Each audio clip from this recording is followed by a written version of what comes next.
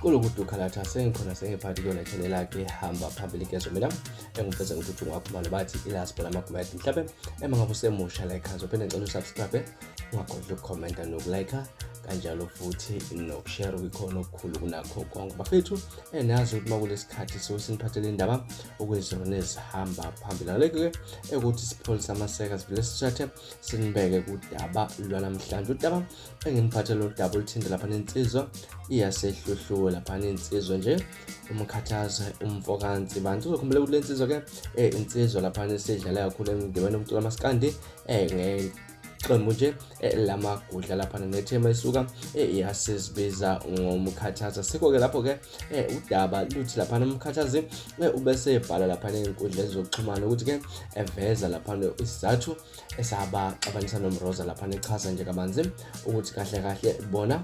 banomroza akukho abakubangayo lapha kuze ngemuva nje kokutrenda kwezithombe zikaKhathide umfokangobe kanjalo noNgizo umfokamchunu kanjalo futhi nokhuzana umfokampungose kanjalo futhi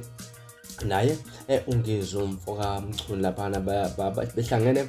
ndawonye lapha nakukhombisa ukuthi ke akukho okubaxabanisela lapha kuphela nje basuke bezingxoko uMkhathazi ke ubese nepost lapha nekhasini lakhe kuFacebook wayebhala ukuthi ke abantu abaningi bathi ke sokushoda wena uMkhathazi noMroza wasethi naye impendulo yami angiwazi unxaka uMroza futhi ke naye ngiyakholwa ukuthi akawazi wami engakubalula nje akusenzeki isidibano okwenza nibone ngathi ke sixabene chaza kabanzi kuMroza okanye lapha noMkhathazi ukuthi ake abaxabene banensizwa lapha noMroza kuphela nje ukuthi abasahlangani ngendlela abakade bahlangana ngayo kuqala kodwa ke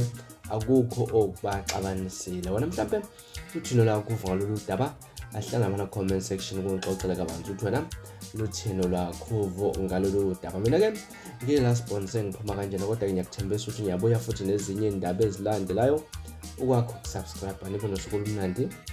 ngithanda kakhulu.